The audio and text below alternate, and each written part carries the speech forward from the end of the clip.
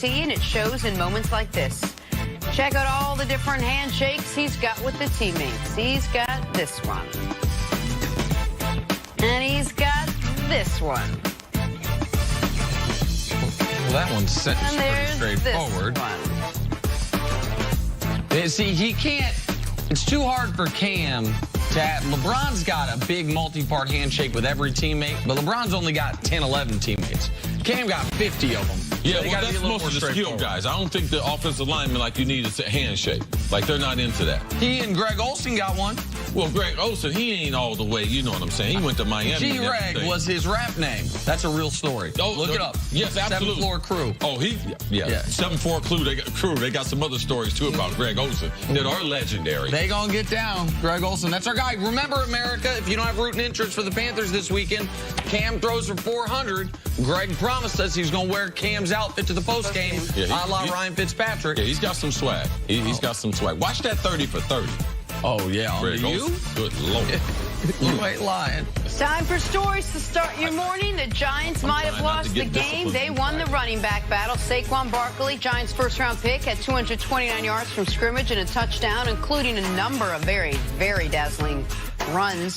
CC, what did you make of Saquon's performance? I'm very impressed with his ability to make NFL players in space miss. And also, they talked about the telecast last night. People said he ran a 4.4 electronically on the books at the combine, but he's run as fast as 4.2. We know he's a workout warrior, so those are the types of things that lead to a long career. He's one of the few guys in the NFL, he can score from anywhere on the field. There's probably only 10 guys in the league that's true about. Giants got 2 of them.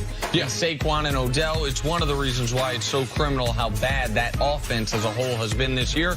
But Saquon, 1 game away from tying an NFL record that was set last year by Kareem Hunt of 7 straight 100-yard from scrimmage games to start a career. I imagine he will at least tie that record next week, maybe break it the week after. And he just missed that 100 rushing and catching. Just missed Todd Gurley last year. Christmas Eve did it against the Tennessee Titans. He would have been the first Giant to ever do it. Yes. One receiving yard shy. Can we get a statistical adjustment for him, please? Big AFC matchup Sunday. Steelers looking to climb above 500. They visit the rivaled Cincinnati Bengals. Cincy 4-1. What do you expect in this one, CC? Man, I expect the Cincinnati Bengals. They have surprised some teams, but they've been really talented for a long time.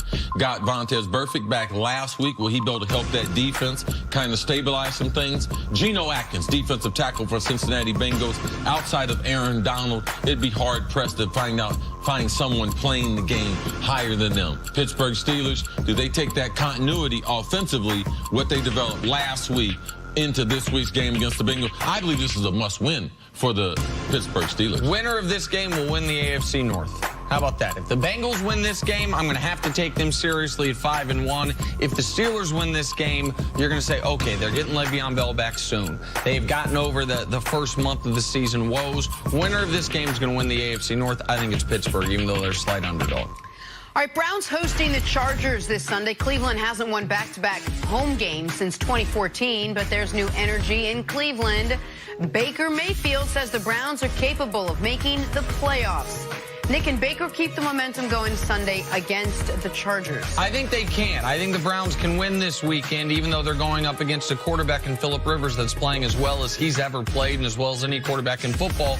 Browns pass defense, though, has picked off more passes than touchdowns they've allowed. They're allowing a quarterback rating of about 74, which in today's NFL is a remarkable performance. Yes. They're going to have to turn Phillip Rivers over to win this football game. Baker's going to have to play well. They're averaging 3 forced turnovers a game. They're going to have to keep that up against the Chargers. Cleveland does have new energy there, Jenna, but I'll be careful if we put too much pressure on Baker Mayfield. The reason why it's hard for rookie quarterbacks to play a whole game is because they have dips in their game. That's because of concentration, and this game is foreign to them. Let's rely on that defense, which can be one of the best in the NFL. Let's rely on that home crowd, the dog pound. That's the way they used to be able to do it. Now, I know there's some people out there don't believe in global warming. Global warming is not fake news, all right? And they don't have the type of wide receivers that I believe are going to be able to carry that team come November and December. All right, the Cowboys are 2-3 heading into Sunday's game against Jacksonville. But here's the thing with Dallas. A win over the Jags, and they're tied atop the NFC East with the Eagles. Plenty of finger pointing going on in Dallas this week, and a lot of it pointing at the quarterback, Dak Prescott, who knows he's got to be better for his team's season to get back on track. I can improve. Obviously, I hadn't had my best showing of that here recently, so, I mean, there's area for improvement, and I can do that. That's why I go out there every day and just try to do that in everything I do and getting my feet right, making sure it's all in the all in line, feet and eyes in line, and just making sure the ball's coming on my hand the right way. And that's the frustrating part about this is I know I'm a better player mentally and physically than I was a year ago and 2 years ago. So that's what's frustrating about all of it. But it's about sticking to what I know, believing in the people that I know and the coaches, and just fighting through it, and it'll get better. All right, CC, do a little translating for us. How is it that Dak could say he's better now than he was 2 years ago, which was his best season to date? He's got more experience. He's got more information.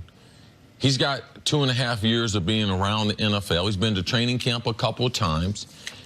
The ups and downs of the NFL, dealing with the media. He's got so many more things that will prepare you to be better. But the problem is the NFL, like, you don't get paid to practice. Like, you got to practice, but you don't get paid to practice. You get paid for Sundays. So the day that he feels like he's better, like in the building at the Cowboys, he's better on Mondays, Tuesdays, Wednesdays, Thursdays, Fridays, they put the red zone in, he's better at that. Saturdays, traveling, he's probably better. Understand traveling has been a little bit better. But on Sundays, where they give him the test, that's what you're paid for. So it's like college. You know, everything is weighted on those exams. You have 3 exams and 1 final. No matter, you do all them pop quizzes, all the little homework assignments, yeah, you do well on that. But if you don't do well on them exams, you're going to flunk the class. And that's where Dak is right now. Now, I do believe him. Oh, he is better. Oh, he knows more coverages. He knows more fronts. But I can't translate that to Sundays. And that's the biggest problem they have. Now, one of the other problems is also in my 3rd year, the professors aren't supporting me as good because the talent, the students they got, I did have some elite kids that were here. Now I'm just teaching the people like Dusty, Deontay, Urslacker and them, not the elite ones like Ange and real smart ones, Jamila, people like that. You know, I just got average students. So I get average results. Like if the Dallas Cowboys, if they want to help out their franchise quarterback, they're going to have to be able to do something this offseason about their lack of a tight end and lack of a #1 wide receiver. He might be better, but he certainly has not improved.